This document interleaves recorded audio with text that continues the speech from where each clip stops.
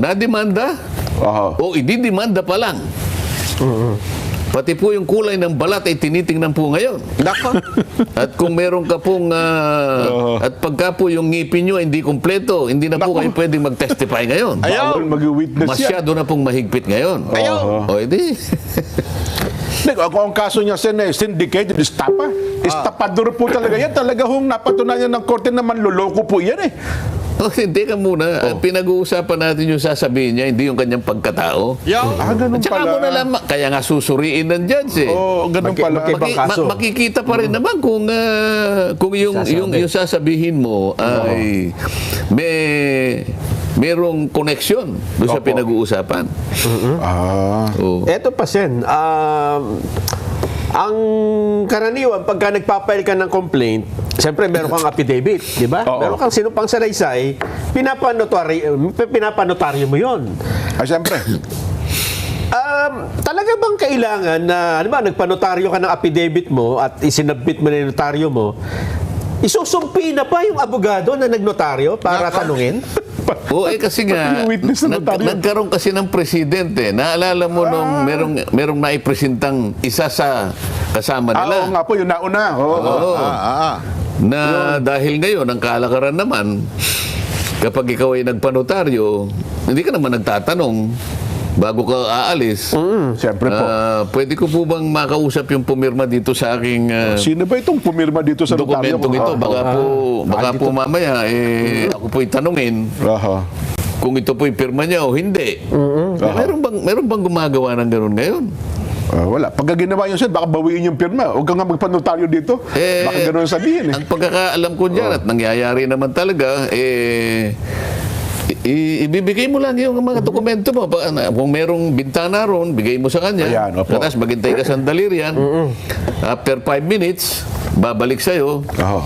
Magkano ka mo ba? Bayaran mo. na po yan. Hindi naman magtityaga yung taong nagpanotaryo. Teka muna, miss. Gusto ko lang pong malaman kung pwede po ba niyang pumirma siya uli rito para makita ko po kung pareho yung pirma niya. Wala ba lang ganon? Kaya sinasabi mo, nangyari dun sa isa. Tinakot nila, siya pang may kasalanan, pinalilitaw nila na siya ang pumirma sa sariling ninotaryo. Pati yung stamp na yon, hindi man lang nila malaman, hindi man lang nila pinalitaw, yung bang taong yan makakagawa ng stamp? Nakatulad nung stamp na ginagamit niya. Paano niya? O ninakaw niya o hiniram niya? Yung pati yung dry seal ba na nahagilap niya yung dry seal para sa ganun yun ang i-press niya doon sa Ito puro imposible na ito eh. Ibig sabihin nito, Sen, pagka may nag-file ng complaint uli at may affidavit, ito na susundin nila. Lagi ipapatawag yung abogadong ng notaryo. Hindi lamang yan. Sa korte siguro, bago kayo makapag-file ng complaint, kasi ano yun verified complaint. Hindi tatanggapin ng korte yan pag hindi notaryado. Kasi pag sinabi mong verified, meron kang verification doon at tinunotaryo. Yung judge pa, patatawag pa yun ng executive judge. Check. Kita nyo kung gaano nakakatawa. Tanga na lang talaga magsabi na patas ang ginagawa ng NBI. Pantakin mo pati yung nagnotaryo. Sabi nga nila Marcoleta sigurado ako lahat ng mga abogado alam yan. Pag ikaw nag-submit ka ng affidavit mo, kailangan may notaryo. Bakit? Para saan ba ang notaryo?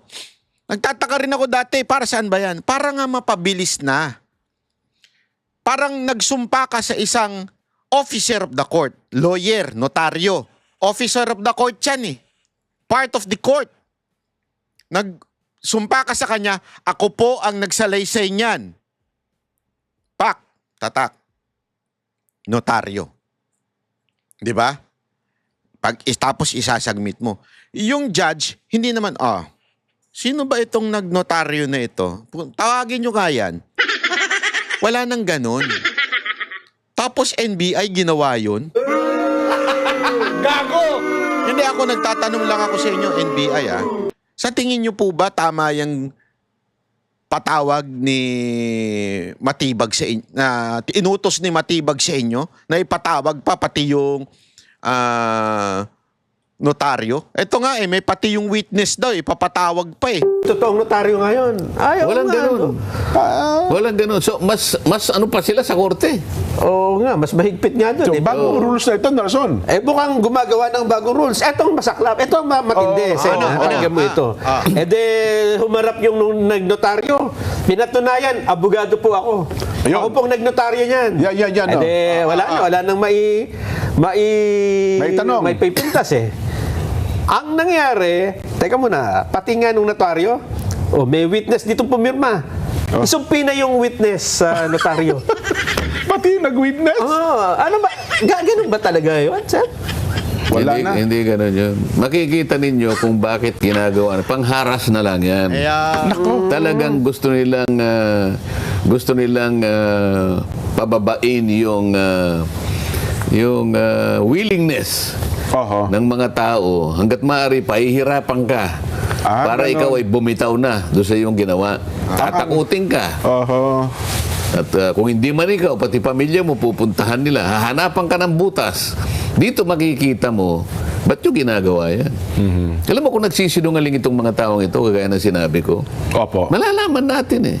Lalong-lalo na, yung pa namang pinaka-head ng komite napakagaling na investigador nun. Ay, yes po naman. Wala naman duda yan, Sen.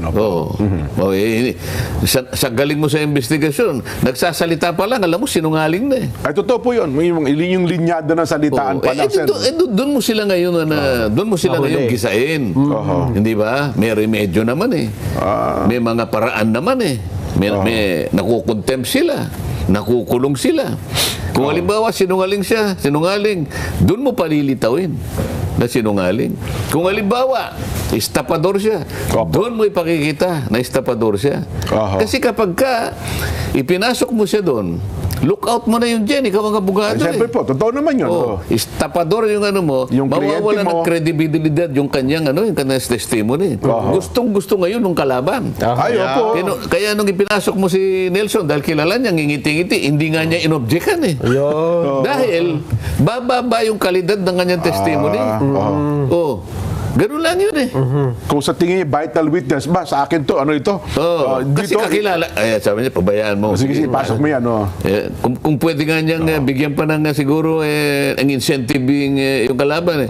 Sige pare, kumuha ka pa ng ganyang kamukha niya. Yari tayo yan. Para dumami yung yung testigo mo. Hindi naman kasi parami yan ng testigo to eh. Kung hindi, paigtingan nung mga kanilang pahayag. Alinman sa kanila ang makapagpahayag talaga na merong kaganapan talaga. At saka makikita mo hindi mo makakaya na anong tawag dito? Pasubalian Yung kanyang mga sinasabi at magiging matatag.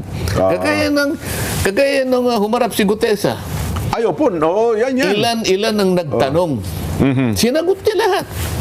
At walang hanggang sa sila nang naubusan ng itatanong. Kaya nga, hindi na inulit ni Lacson. Gago! Kasi alam na sumasagot ng ng derecho eh. Malalaman ng taong bayan eh.